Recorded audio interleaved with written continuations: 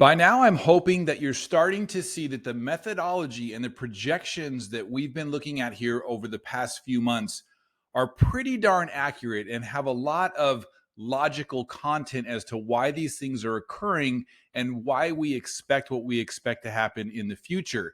If you don't know what I'm talking about and you just started watching these videos, number one, you need to go back and start watching some of these videos to learn how we are looking into the future of what to expect with home loan interest rates so that you can also know what to expect with housing going into 2023. It's been very slow these last few months, and a lot of people are throwing their hands up and just saying, look, I can't make it. It's too slow. No one's buying houses. But if you're watching this show daily, you are seeing the light at the end of the tunnel, and not just, some pie in the sky, hey, everything's going to be all right, but actually seeing the numbers coming out and seeing the mile markers pass that will get us to our destination that we're looking for, which at this point is that we will be in the high fours on a conventional 30-year fixed home loan with no points by July the 1st of 2023 or sooner. Now, if you watch this show regularly or even yesterday, a day before, you know that the psychological number of 5% is fast approaching, which we're actually kind of already there. And home buyers are going to start to pull the trigger on saying yes. This is why we do what we do and why we pay attention every day. It's not just to find out what the interest rates are for the day, but for you to start business planning and understanding what is going to happen in the coming months and that there are better times coming. Today is December the 8th, 2022. It is now 4:27 p.m. I have a lot of news that is going to be coming out in the next few days that is really going to continue to walk us down that path and help us to feel confident that better days are coming in the home loan and home sale world. So let's take a look and see what is going on. But before I do that, please do make sure that you have liked, subscribed, and shared on the YouTube page, because that helps me greatly and it shows that you are watching this, and also it helps me continue to do just what we're doing right here. So here's what I want you to understand.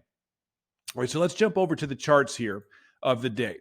Now, first of all, right now we are down 31 basis points on our mortgage-backed security. We're up 8 basis points on the Treasury. Neither one of those, as you know, are good news, but it's okay, and I'm going to show you why. Number one, first of all, tomorrow is the release of the Producer Price Index numbers, and I believe it is for November, for the term of the month of November. Producer Price Index is an inflationary indicator, inflationary index that shows what's going on with the prices of products for the production of the products that we purchase. So this is the cost of the chocolate that goes into the Snickers bar that we purchase, the Producer Price Index.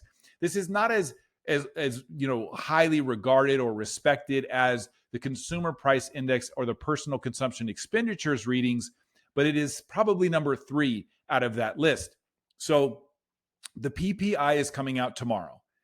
The CPI, the Consumer Price Index, is coming out on Tuesday. And on Wednesday is the release of the Federal Reserve's decision on the federal funds rate. That is a pretty big next few days. PPI, CPI, and the Fed announcement. So a lot is going to be happening. Now, we are feeling confident that all 3 of these are going to come out in the way that we want them to come out. So we're going to have lower inflation on the PPI numbers. We're going to have lower inflation on the CPI numbers, and that the federal funds rate will come out being increased by 0.5%, which will show a confirmation of reduction in the aggressiveness of the Federal Reserve towards bringing down inflation, which is exactly what we want to see. Now, you've heard the CPI many times from me, because the Federal Reserve, when they're making their policy decisions, their number one indicator is the the personal consumption expenditures, the PCE.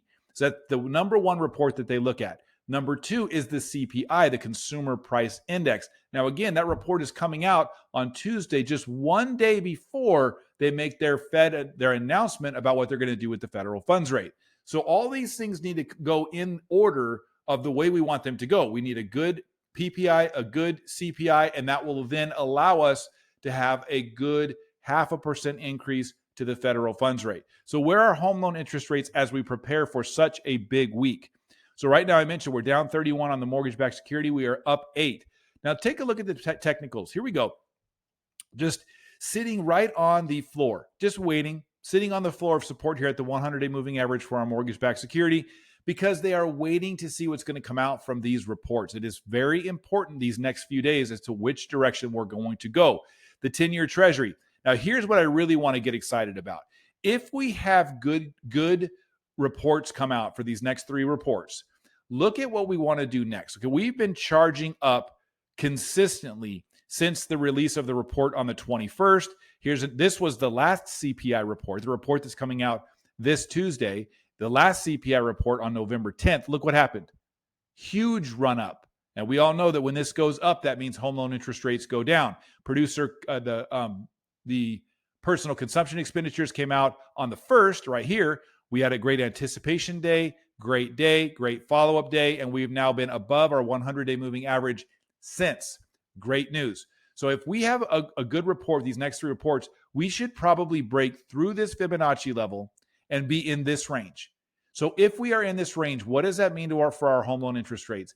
I would say that if we have 3 good reports, we will probably be closer to 5.5% on the Brent Bruce Daily, really in the month of December. Now remember, we're trying to get to that 4.875, under 5% by July the 1st, the first half of 2023. Guys, it looks like we're going to be there way sooner than that, okay? The 10-year Treasury confirms this for us. So let's look at the 10-year. Look what's going on here. Take a look at where we are now. Sitting on these now floors of support. Remember, the 10-year Treasury is based on the yield. This report we want to show going down. If it breaks through this Fibonacci level that we're sitting close to right now at 3.40, we can go all the way down to 3.08. Now, if you're watching this report like you should every day, you know that if the 10-year Treasury is at 3.08, where statistically should the 30-year fix be? 5.08 or below. There you go. We could easily be at 4.875 if we get to 3.08, or let's say 3% on our 10-year Treasury. Okay, so this is why this stuff is so important to pay attention to. You start to see the silver lining, and you start to see the clouds starting to clear up in the sky of this difficult time that we've had in 2022 at the last 3 quarters of 2022. This is great news. So where are we on our Brent Bruce Daily home loan interest rates?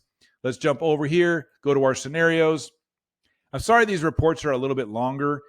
People always want them to be short, but this is the information that you really need to know. I mean, this is almost business planning for 2023, understanding what is going to be happening and the road that's going to get us there. Let's take a look and see where we are at on our Brent Bruce Daily conventional, well-qualified 30-year fixed.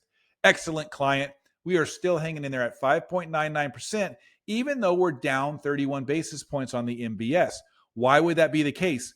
Because the banks want to stay competitive in front of reports that they believe are going to come out positively for home loan interest rates. So they're willing to hold on to that 5.99 rather than pull away from it in fear and lose getting a few more locks from the clients that are in process. That is a great news, and I'm glad that they are doing that because it is helpful to us as real estate agents and loan officers and buyers, using anybody that's using the home loan interest rate right now to purchase a property.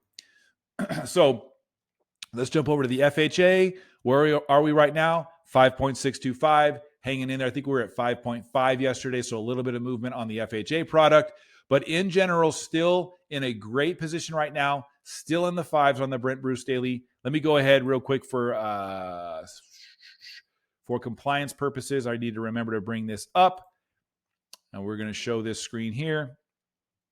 Again, if you have not gone to my YouTube page and liked, subscribed, or shared, mainly subscription really helps me out in what I'm doing here. So if you appreciate this information, please do take a moment. You probably watched this video. A lot of you watch this video on BombBomb, but it helps me if you go over and subscribe on the YouTube page as well.